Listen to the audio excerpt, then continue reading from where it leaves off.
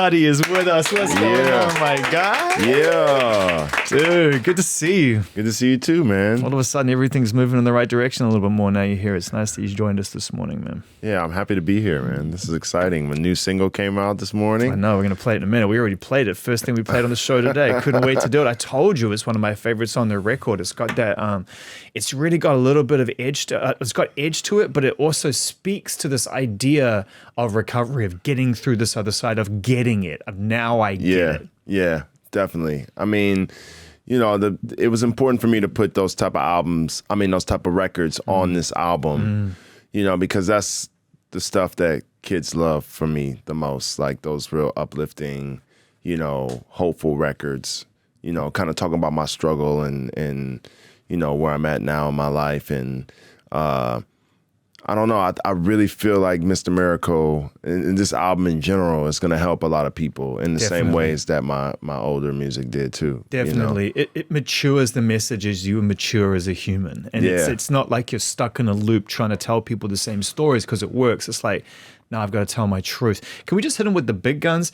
My boy Hanuman was telling me about this comic book from way back in the day that featured a superhero in it called Mr. Miracle. Oh, wow. And do you know this? No. This is crazy. You are now existing in some kind of symbiosis not even you're aware of.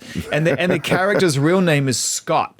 And so Mr. Miracle's real name is Scott Free. Scott Free is his name. And the album is called Free. So And there's I walked in this morning. I was like, "There's no way this is a coincidence." I was like, wow. "I know, you're interested in that part of the culture as well." So I was like, "There's no fucking way this is on accident." It turns out you are just out in some mad fucking energy field, just doing the kismet of it all. That's fucking crazy, man. Crazy. Well, and then I dig deeper because Mr. Miracle is an escape artist. Is an escape artist. Is an escape artist who chooses like specific elements of the problem and uses it to find a solution and escape from his like he can't be caged, he can't be confined. He's a creation of Jack Kirby in the 70s. Oh wow, and I was just like, insane. no way, this has to be on purpose, and it's fucking not. I never knew about that. So good. Next time you go on like to the Today Show, whatever, they're like, let's talk about Mr. Miracle, and you're like, it was a genius thought I had way back.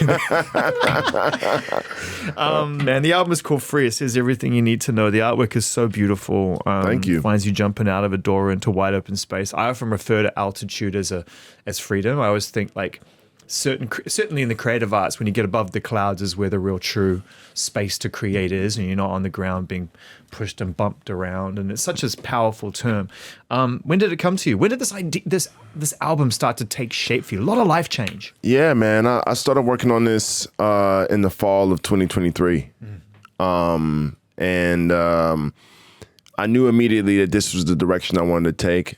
You know, I was kind of going back and forth in my mind for a while, just thinking about the next chapter and how I wanted to do something drastically different from anything I've ever done before. Yeah, because life was drastically different than it had been before. I mean, by that point, you'd fallen in love, because this is just before we met at your house and talked. I think we spoke in beginning of 24. It was the beginning of 23. I think it was the beginning of last year we caught up, wasn't it? Yeah. It was. So things had already changed. Things were going well. Yeah. I just felt like I needed to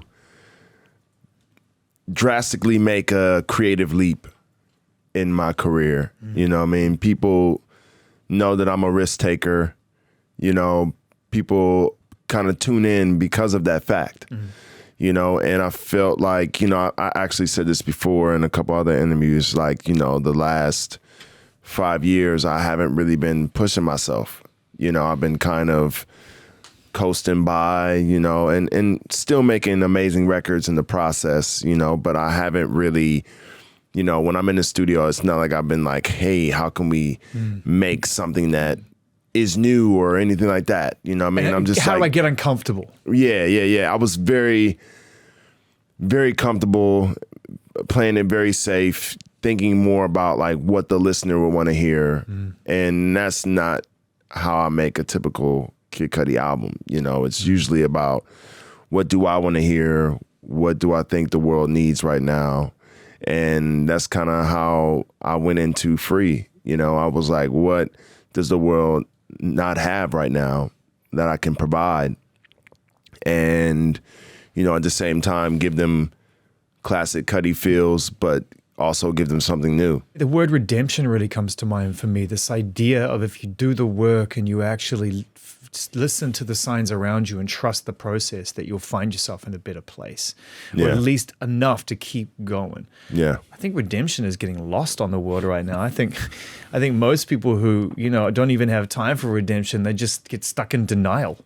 It's like they won't even do the work. It's like, oh man, I've got to leave some stuff behind. It's like, well, I'll just pretend that never happened and just keep doing shitty shit. Yeah. Whereas I feel like this album is way, way more like, you know what, if you stick around long enough and you actually believe in that term, that idea of self-forgiveness and growth and love, right? Yeah. You found someone who loves you for you. Yeah. Yeah. And it's just... Cudi got married. I don't know if you saw the news, everybody. Yeah. Cudi got married. And like I'm 41 years old right now, man. Like I was 24 when the world know me, when they met me. You know what I mean? And I sometimes take a look back and I go like, wow, I really took heed to the journey. Like I learned from my mistakes and, learned lessons on the way and applied them to better myself. And I don't know, man. It just feels really good to, like, when I was younger, I never imagined myself in my 40s. I didn't see past 30 for me. And, it's just a beautiful thing to have this album really as a direct representation of the joy and the peace that I feel. You know what I mean? Like, I think people will definitely feel that when they hear this album. They hear it on Mr. Miracle. They hear it on Grave. They hear it on Neverland. Definitely. And, I've been doing these... Saltwater. Yeah. Oh, yeah. Oh, yeah. Saltwater is going to be one of them ones. That's the final record on the album. I don't know. I just truly believe that this one in particular is going to rock the world in such a major way, and I'm so excited because, I'm like a kid on Christmas morning, you know what I mean? It's counting down. Yeah. It's counting down to Friday. Yeah. I'm super eager to get it out, and I'm excited that Mr. Miracle came out because I just wanted to give people another taste of the album. And did you make most of this album at home, like you've been doing the other ones, or did you kind of find a different spot to do this? It was mostly, we worked in LA. Yep. And some songs, Mr. Miracle in particular, was made at Justin Tranter's studio. Amazing. With his team. Yeah.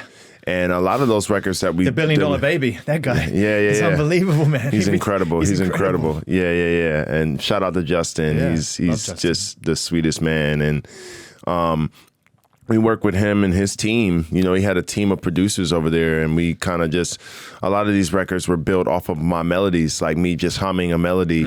And then the guitarist would just come in and just play the melody, and we would build on it and just build the track that way. It's so crazy. Your relationship with melodies is nuts. Every artist feels they have this, but often it's an interchangeable thing. But I feel like you have had this intrinsic identity as a melodic writer from day one. There was a Cudi type of melody that no one else could do, to the point where when people try to do it, it's like, it's great, but it's Cudi, man. My boy James Samuel, he always tells me, he's like, the thing about you is like you sing in between the notes.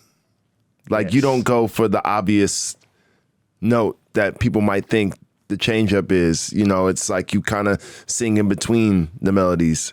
And I thought that was interesting. I was like, wow, I really do kind of, I have my own. You should have it studied by somebody who does that kind of stuff, because there are people, musicologists, and Chino from Deftones does the same thing. And somebody who does this kind of stuff online goes through all the classical composers, did one on him and was like, this guy's melodic choice is a genius. And I think yours are very similar, very, very unique. And I love James. And if anyone would know, he would, because he's a encyclopedia for that. Oh, yeah. Shit. Oh, yeah. Yeah. James Samuel he's amazing. He's a beast. There's a line in Mr. Miracle which I love, which is everybody needs someone who's not gonna leave them, right? Yeah. And you found that. We congratulated you before finding some peace in your personal life and somebody that you can share things with. Yeah. I know that something had been missing, but did it take meeting your wife to realize how deep the gap in your soul was at that moment in your life? Yeah, it's kind of like when I met Lola and we finally locked in, there was a completion there. Yeah.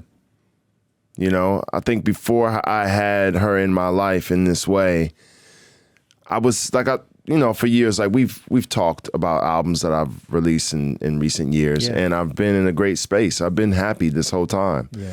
But there was always something that felt missing. Like I didn't feel complete. Yeah.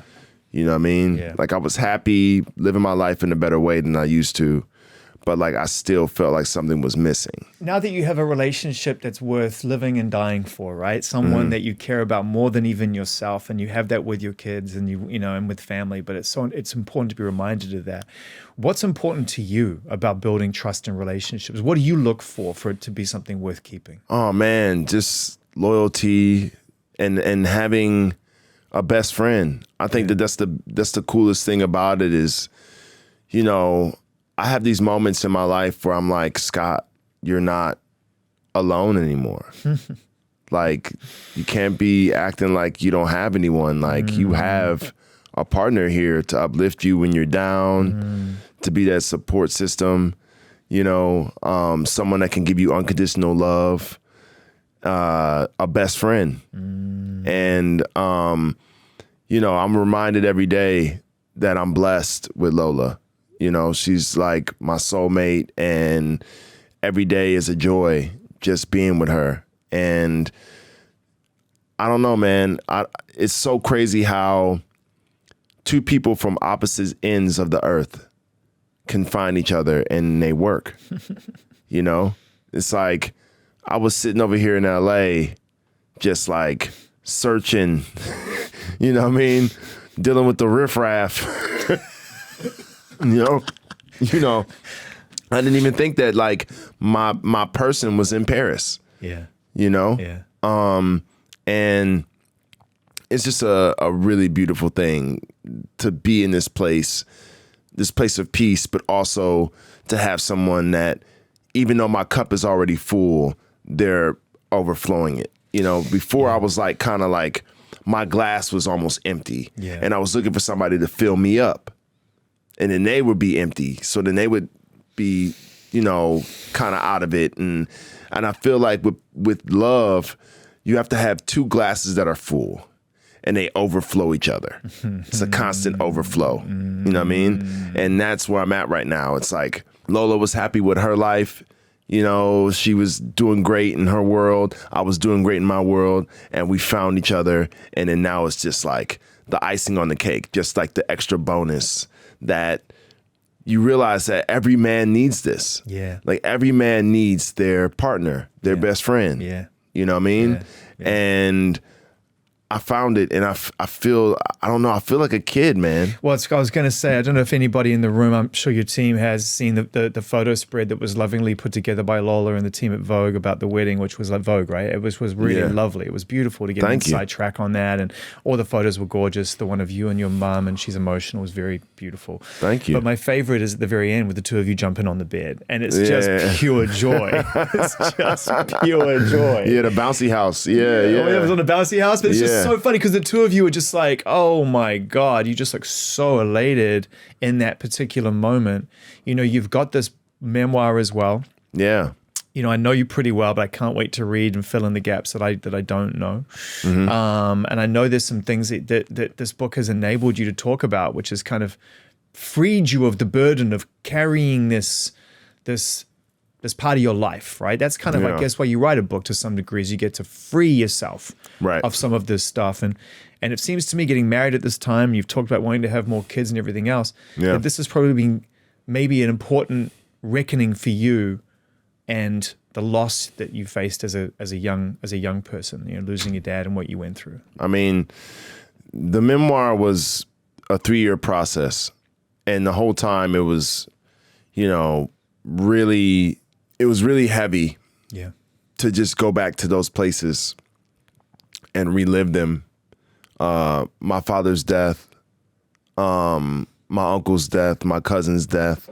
The pain is revisited, so to speak. And, it was hard for me to kind of talk about certain things, but I got through it, and I knew that like people needed to hear the full story and not just piece together bits from the tabloids or what they heard in even the the interview. songs. Yeah. The songs, you know, kind of give it a little bit more context to what I've been dealing with since I was a kid all the way through my early 20s to my 30s. And it was important for me to be as honest as possible. Like in the book, I don't try to make myself seem like this really great person all the time. When I'm a mess, I talk about it. I talk about my shortcomings a lot. I think that was important for me because I was like, man, I don't want to make a memoir where it's like people are like, wait a minute, he's not being all the way truthful. Yeah. Like, you know what I mean? Like, that's performative. That's just another example of like promoting yourself through the identity you've formed, right? Yeah. Hasn't the whole idea of Kid Cudi been to really dismantle the trauma and the early identity? Exactly. And it's like, I needed to be as honest as possible. You know, I needed to bring people into my world and have them understand the ups, the downs, the triumphs, all that. Yeah. You know, because I'm not a perfect person, and I've made mistakes. Everyone you know does. what I mean? Yeah. You know, and I'm These are honest. universals. Yeah, I'm open about that. You know, I'm not like insecure about these things. I'm like, yo, look, I made a mistake. I did this wrong or whatever. Like, I feel like that is part of growing. That's part of maturing. Yeah.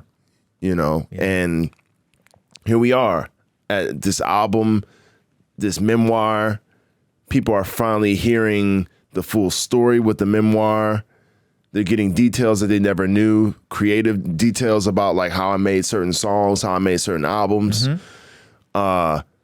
Stuff that I know that fans have been wanting to know for my whole career. But then also a chance for you to get in front of some narratives that have been following you for a long time. Yeah. I mean, we don't need to go into it because I'm here to talk about music. It's not really my space. There's a lot of other networks and places out there that will, the first thing they want to do is talk to you about this. But, you know, the rumors around certain things that you had found yourself unwittingly involved in were just cooking for so long. Yeah. And then you finally get a chance, and the way history works, to be able to get out in front of that and give your side of it must have just been very relieving, I'd imagine. Because it's got to take its toll sitting on information that you know people whisper about, but you can't actually have an honest conversation with the public about it.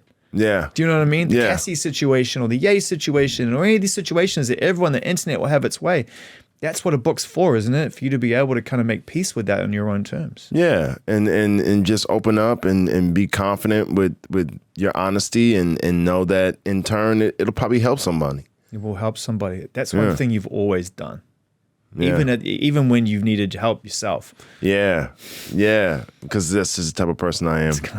And they made you good in Cleveland, huh? Yeah. How was it singing Neverland at your wedding? Emotional? It was crazy. And you know, Lola she has seen me perform Neverland before, but this performance was like a different thing. You know, like really, I was really singing to her and looking at her and oh man, she was just smiling and I could tell she was just so happy and I know she really like knows that the love is so powerful between us. Yeah. And the fact that we have this project that like is kind of a stamp for this moment in time. Yeah. Where I really express my joy about being in this relationship and finding that peace and being happy with my person. You know, it's something that even Lola says, she's like, we'll be playing this album for our kids one day and be like, you know, Daddy made this album for me. Like, you know, like, and it's so crazy to think about, you know, even having more kids and starting this new chapter. Like I look down at my hand throughout the day multiple times and I look at my ring. Yeah. And I'm like, oh shit, like this is not just me putting on a ring and shit, just trying to stunt. Like I'm married. I have like a ring on my finger. Sometimes I can't wear mine because I'm boxing or doing exercise, whatever, but I make sure I'm reminded at all times Yeah, what's on my finger. I love it. I just love it that like The new uncomfortable is you at your most comfortable. Yeah. It's so good. Like for you to get to a place where you're pushing yourself creatively, you had to say, what does it feel like when I'm actually happy and how do I express that? Yeah. And it's just, isn't that just like a crazy paradox of life? Yeah, it's unreal. You know, to listen back to the album, it's like, wow. Like this is a true representation of what I'm feeling right now in Sonics. Yeah, and you feel it. So for the first time in a long time, you must have really felt it. It must have been emotional for you listening back to this record. Oh yeah, yeah. Because when you really tell your truth, it's deep. There's a couple songs on the album where I got emotional when I first recorded them. Like Saltwater was definitely the one. Yeah. You know, the ending just, you know, and I did one take of that outro. You know, I just kind of let what came out, and That's so beautiful, man, when you do that. And I'm not surprised you're emotional because you had a conversation with yourself. yeah, and it's also that moment is like summing up the past 17 years. Yeah. You know what I mean? It's this has been a trip we've been on, and like I am in the light now. You know, I found peace, and I think that moment on Saltwater is that moment where I'm having that one-on-one with the fans. Like I'm talking to them directly. And I'm letting them know that I appreciate all the blessings in my life and that I've, you know, come to realize that like this is all a part of the plan. This is all a part of the plan. Every misstep, every bit of pain I felt, it was all part of the design. You know, like God doesn't put us through things we can't handle. It's all to help mold us to be better humans. You're a real work in progress, and that's what art kind of, you know, allows us to see and you to express that. It feels like yesterday we were talking on a video call, and you were like, "I think I'm done with music. I'm going to change shit and check out. I'm not interested." And thankfully, you know, you walked that back because life is full of changed minds. But I mean, it's just fascinating how. I always think like you're a real instinct player. I think you really move like you feel. Like I wouldn't have been surprised and keep me honest if you woke up that day and decided that day and just decided like, I'm just going to tell you right now because this is how I feel right now. I just feel like you live in feeling. Yeah, definitely.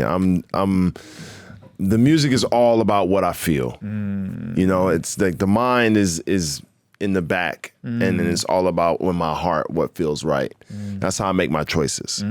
You know, I don't let my head get in there and start thinking, oh, but what about this? And people might think this or whatever. I'm like, no, fuck that. What feels right in my heart? But you got to look back on it and know that as you, like you say, reflect upon the timeline of wins and losses, that all of it stems from that one approach. But you accept that. You accept that there's a risk for failure in doing that too. Oh yeah, but I'm still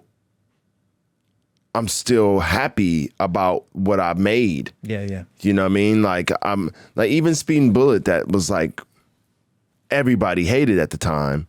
Like I was still like, yeah, that's pretty punk rock. To me, it felt like, you know, dropping a movie at Cannes and everybody's like walking out. You know what I mean? Like Disturbed. Yeah. I was like, oh, this is so punk rock. Yeah, like we made people uncomfortable. They don't like this. Wow, that's a feeling. You know, they felt something. You know. Yeah. And I don't know, man. Every one of my albums, when I turn it in, man, I'm happy. I am like confident. And it doesn't matter what happens. I'll let the chips fall where they may. Yeah. You know, at the end of the day, I'm always 100% happy with my albums when I turn them in, and I like them. Good. That's the number one thing. How's your physical health, man? I mean, I haven't really seen you much since you fell. And obviously, like we've seen some people fall off stage with some pretty grave consequences before. It is, as much as people find it internet fodder, a genuine hazard and risk every time you step on a stage, the way things are wired, the way things are monitored. And it more often than not happens when you're trying to get close to the crowd because you want to break down that barrier between you and the audience. And that's where you've just got this kind of like canyon of potential disaster in front of you, left and right. Yeah. So, I mean, how bad was the injury and how are you feeling now? It was really bad. I broke my calcaneus, which is your heel bone, and I have 9 screws in my foot. And it's crazy. I just shot a movie this summer, my first lead role. Congratulations. And I was nervous because it was like really my first job back since the injury. So really nervous about you possibly being able to see my limp, or there was some scenes where I was running full sprint. Yeah. And you were still in physical therapy at that point? Yeah, not when I was filming though, but up until when I was filming, I was in PT. And it was crazy. I was able to accomplish things that I realized like, oh, I'm 97% healed. You know what I mean? Like I had to do this full sprint, and I was asking the director after we shot, I was like, could you see anything wonky in there? Did my run look smooth? He's like, dude, you killed it. It's perfect. I was like, no issues. You're good. Did you like the way you looked when you ran? Because I've seen footage of me running. I don't like it. And I think... Well, I think in movies, it's like the first thing you have to think is when you're running is like Tom Cruise. It's 100%, which is just really a full body exercise. Yeah. It's like, what would Tom Cruise do? You know, that's the first thing. That's the first thing that comes to mind. Yeah. That's his thing, right? That's his thing. His thing is this. Yeah. It's like, no, it doesn't really matter what's going on underneath the waistline. It's just all you see is the arms just going like that. Yeah, man. Have you met him? Have you hung out with him? No, never met TC. Wow. That's why I heard they call him TC. TC. Yeah. We got a friend of ours who we know really well who has some connection to him and speaks very highly of him. Says he's as thoughtful as everyone says. Yeah. He seems like a great dude. Says he lives a thoughtful life. Have you enjoyed the transition into Hollywood? I'm sure you talk about it in the memoir, and into TV and film, because very different discipline. Nowhere near as you make things, and so that's an opportunity to extend your heart and your feeling into your art. But there are other times when you're just playing a role, right? Like you've got to lean to someone else's vision. And that's the best, because I find that with acting, I can kind of take a break. Yeah. Because like you said, the music is all conjured up by me. You know, it's all, I'm the source of everything. Yeah. The album cover. Yeah, balance between instinct and cerebral decisions. Yeah. And then with acting, I can come play my small part in a grand scheme of a thing that's happening that, you know, other people are responsible for, you know. And it's a great break for me. It's a welcome break, because like my mind is always on overload when it comes to this music shit. And it's nice to just do my role and go to work, go home, and be done with it. How do you prepare for a role? Because it's unique for you, surely, compared to anything else you do, preparing for a tour. Sometimes it doesn't work out this way, but I need a couple months to just kind of find it, you know, before we shoot. You know, really get in the character, you know, the needs, the wants, who this person is inside and out. And that informs me when we get ready to shoot, you know, the choices I make all the time in the role. And for years, you know, I was doing movies where I was just kind of playing like a goofy guy or something like that. But have you announced it? Has the movie been announced yet? No, not yet. Okay. Not yet, but it will be soon. Cool. But this role in particular, I had to really dig deep, because it's a horror movie, but there's a lot of drama in it. Yeah. You know, I had to cry over a dozen times in the movie. Crown Q. Yeah. Tough, hot? Yeah, I mean, it happened for me because I was able to be present and feel the scene, what was happening in the scene. You know, and I don't want to give too much away, but the first 20 minutes of the movie are heartbreaking. Heartbreaking. And I think that in horror movies, you rarely see like people don't go to horror movies and cry, really. You know what I'm saying? It's like you're going to be scared and whatever. But like you very rarely get like a horror movie that has like a nice amount of drama where like they rip your heart out immediately. Yeah. And that's what this movie is. It's like you are invested in these characters and you're feeling the pain, and it is the most heartbreaking shit ever in the first 20 minutes. And the rest of the movie is just madness. Wild. Yeah, it gets real. Yeah, but that's really smart. I love modern horror. I don't even really think of it as horror. I mean, sure, let's change the term, what horror means. It's thoughtful, it's interesting. It's been building like this for the last 20 years, but it definitely has reached a tipping point. People are raving about weapons right now because they're saying it's just not what you expect. It's got all the thrills and all of the scares that you want, but it's got things to it. I can't wait to see it that make you wonder if we're even at a horror movie. Yeah, you know what I mean. I think this project is definitely one of those things where you're not going to be able to know what the next step is. You know, some movies are so like predictable, and you could be like, oh, well, this is going to happen. This is going to happen. Like, there's like even the ending. It's like the whole movie is like you don't know where it's going to go next. I can't wait to see it. I can't wait for info. Must be so interesting when you get on set and you get to hang out with people that you know, because you are somebody. You're not just an actor trying to climb the ladder of roles. You know, you're coming in as an icon in your own right from your world, right? So you're in their world, and so you're a student trying to learn from them. But okay, I'll give you an example. So I really loved it when you showed up on Westworld, right? That they turned that around and landed that in the end. It was like all great series. It's like a great career. It's like always going to go up and down, but they landed it, and your presence was a really important part of it. What I felt quite a challenging season, but I found you really great, and I found that relationship you had with Aaron really great. And Aaron, who I know really well, is a huge music fan. So there must be moments when you're on set together, and you're like, "Hey, man, I'm just here to figure out what I'm doing in this acting role." And he's like, "Bro, when you made Man on the Moon," like, well, me and Aaron, we did Need for Speed in 2013. That's right. So you go way back. Yeah, so that's my boy. Yeah, like every movie I do, I like to take a friend with me. Yeah.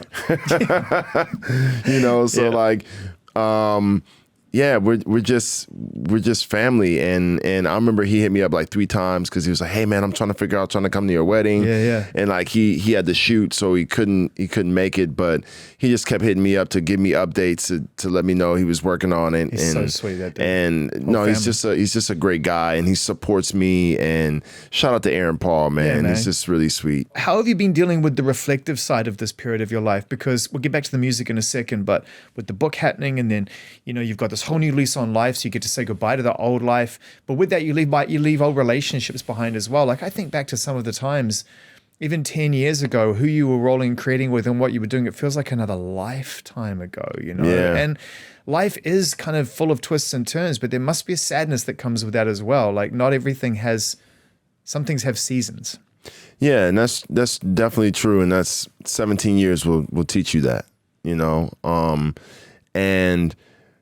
But I'm so focused on the future that I don't dwell on the past and the things that were. You know, I'm not one of those people. You never have been. That's not a new discipline. You've always been able to move on. Yeah. I'm always thinking about like what's next. You know, what happened in the past is what happened in the past, and it made me the man I am, but we're not looking back. We're moving forward. Yeah. You know what I mean? Keep moving forward. Yep. You've been saying it the whole way through in your whole life. Yeah. You know? Well, I don't know. It's tough, man. The records are a timestamp for us too. Yeah. Sometimes I get really like wistful about like, man, like it seems so simple back then. Yeah. I mean, I was literally I'm actually working with Asher Roth and Chuck English. Amazing. On a record. I have this record that I came up, this beat that me and Hit Boy made, and I was just like sitting around, cause see, I'm always creating. Yeah, like of course. I know I'm in free mode, but I'm still thinking about raps and thinking about the next chapter, and just talking with Asher and Chuck about like the past and like the journey we were all on, and like it's crazy. It's nice to kind of reconnect with my homies that I started this business with, and like now we're making a record. You know, I love that. Like it's such a beautiful thing, and it goes back to kind of what I was saying before about how like, you know, because I was saying I don't want to do features. Really, I'm not focused on features anymore. Yep. Why is that though? What's the motivation for that statement to yourself? Man, I just felt like, you know, in my career, I've done a lot of features with people, and it's solely been like a transactional thing where it's just business, and I don't really like that. You know, it doesn't make me feel good. You know, so I feel like, you know, that's why I reached out to Asher and Chuck, because I was like, man, these are my dudes. Like, Yeah, let me bring it back to the people. Yeah, you know, these are my homies, you know. So and I've never done a record with either one of them. And it's like, why don't we have a record? You know? So I was just like, why not? So, okay, the book is done. That was 3 years of your life. This album is probably, dare I say as a fan, the most important album of your life because it's all your life rolled into one right now. Yeah. You know, you found the person of your dreams that you're going to spend the rest of your life with. There's a lot of big decisions and big work that you've been working on for, say, half a decade that is now either out in the open, done, finished, complete, or ready to build upon. Right. What are you going to do with your time? Man, I think the next step is directing. Oh yes, I love for me. That. I love that. Yeah, the next step is directing and writing more scripts and that's what excites me the most outside of music as far as a new chapter. How do you know it's time to direct? You probably always wanted to, but how do you know you're ready to? I've kind of done so much as a musician that I'm like, okay, 17 years doing this one thing. It's okay to kind of put that on hold for a little bit and like get into something else. Yeah. And like whether it's fashion or directing, you know, or writing more books. Did you enjoy writing the book? I did. I mean, it was. Well, enjoy is tight. Enjoy is. I wouldn't say it. Like it was. Some moments I did enjoy because you know not the whole book is sad. You know, there was some cool stuff that I was talking about and funny things and things like that. And but the experience was really intense. You know, but I feel like this next chapter, I really want to tap into director mode, Cudi. You know, I think that is the logical next step. I've been directing movies in my albums sonically since the very beginning. That's true. You know? So as a director, just like any producer, songwriter, artist of any kind, you've got your methods, you have your ways. I've spoken to enough actors on and off the record who've told me the differences between Scorsese and Paul Thomas Anderson. Yeah. And each of them approaches their craft and the way they collaborate in a really different way. Do you have any idea what kind of director you're going to be? Like, I'll give you an example. I hear Fincher likes 25 takes done exactly the same way. And then I hear other directors are like, you know what, give it to me once, and if it's great, I'm good with it, and you have to ask me whether you want another take. Yeah. So some trust actors, some trust their process. How do you think you're going to be on set? I think I'm definitely going to be one of those like, hey, 3 takes and we got it. We're not gonna be here all day on one scene, you know what I mean? Like, I mean, of course, if the actors want more takes, and I'm always down to give an actor another take. Like I always, like I'm notorious for asking the director, like, hey, can I do it again? Do it again? And they're like, sure. They love when an actor is like, I want to do it again, you know, because they, you know, it could be better than the last take, and they keep pushing themselves, and it gets better and better. But I'm definitely like, when I did music videos, I kind of edit as I go. So I know. In your head. Yeah. I know what take I'm going to use. You don't need to sit there and tell me, hey, we could cover it this way and we could cover it that way. And we can also have this just for safety. I'm like, guys, I'm not going to use any of those. I'm not going to use, I promise you, I'm not going to use any of those. I don't need to see to know what I want. I know what those shots would look like. What we have right now is good. You know, like I'm going to use this from this angle and I'm going to use that from that angle. I know what we're going to do, you know? And I think that the best directors know what they want. I just went to a short film festival on Friday, and it was inspiring. There was like 8 great short films. Very heavy stories. A lot of them needed to be told. A lot of them based on real life. There's a lot of protests coming from that space right now. A lot of writing and directing and work is kind of revolution is coming from inside the arts, as always. But it's an industry in flux, just like anything right now. We're on the verge of another technological revolution. No one's quite sure. It's pretty funny because out of all the ads, quick story, there's a lot of ads before this thing, and they were all really touchy-feely and really cool and lovely, and the soundtracks were beautiful. And then there was this one AI tool ad, and I swear the soundtrack they used was from the fucking Terminator. I swear they just got out of their own way and were just like, yeah, this is evil, so we're just going to tell you it's evil, just use it and shut up. It felt really dark. Like it was like, I love the tool, but it didn't present itself as like a friendly tool. It was just like, use this AI. That was the vibe. Oh, wow. So I say that to say that, like, as you go into kind of starting to manage budget, not manage, you'll have producers to do it, but ultimately be responsible for budgets and crews and a bigger vision. Going into a changing landscape, you must be aware of that. It ain't 2010 even. We're far away from that now. Yeah. And also having the team around you. Yeah. You know what I mean? To help you kind of bring your vision to life. Yeah. You know, and that's kind of like what I'm developing now. Like I've been working with a team at Monkey Paw that I did Neverland short with, and they're going to, well, they want to produce my directorial debut. Amazing. So and you have the script already earmarked and ready to go? We have a script. We have a script that's fire. You know, it took us some time to get it right, but we got it right. So yeah, the movie's called When the Light Dies, and it's based on the Neverland short film I did with Kieran and Shipka.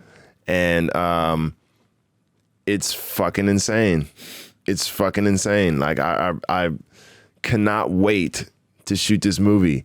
I mean, I think that it has so many Lost Boy vibes in it, but like it's like modern and new and different, and there's a different take. And because you are, man, you are like the living embodiment of the Lost Boys. I feel like your whole career is that, and it is that thing. It's like this idea of like reflective wistfulness, but also kind of drama and suspense, and all this rolled into one life. Yeah, man. So like, I really feel like, and you're right, you don't age. It's fucking crazy. I really feel like this movie is going to be really special. For my first movie, I'm really happy that this is going to be it. I think a lot of people who are watching or listening to this see you as somebody who is a really successful example of someone who's dedicated their life to the creative arts, and your life has, as we've said several times in this conversation and before, and even off the record.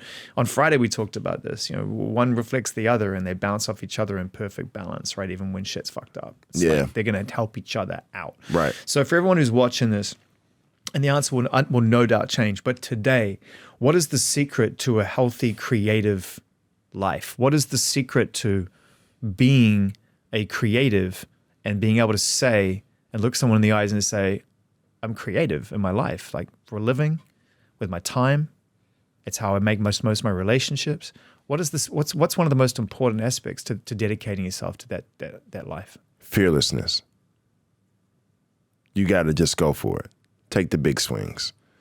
Like my whole career has been big swings. Like I was doing, when I did my listening event with the fans the other day, right? And it's actually funny because I have video of this moment happening. So I'm going to put this out so people could see it. But this one kid goes, because I was asking, you know, talking to the kids and asking them if they had any questions. And he goes, were you scared, you know, going into this new pop space? Like, were you like scared about like, you know, what people may think or whatever? And I was like, scared? Hold on, let me take off my glasses. Scared? What do you mean? I was like, if there's one word that can describe me, it's fearlessness. Fearless. Like I have creative balls of steel. Like I go for it and don't think about anything else but the art. So I feel like that is the secret sauce that some of us have and some of us don't. You know, like you got to be a little crazy. You got to be a little out there. You got to take the big swings, get big results. You know, I think that is what makes a true artist. You know, going into the spaces that are uncomfortable, trying to aim for greatness. And committing to execution. Yeah, and not being in your head about it. You know, like committing. Like I committed to this pop album. From day one, I was like, I'm doing this. You know? And I never let doubt get in the way. On top of that, I had like people around me supporting me, like, no, you're doing the right thing. This is where you need to go. This is a great next step for you. But like, I committed. And that's why it's such a beautiful thing to see Mr. Miracle out today, see people react to it the way they've been reacting to it, seeing that people love it and they're connecting with it.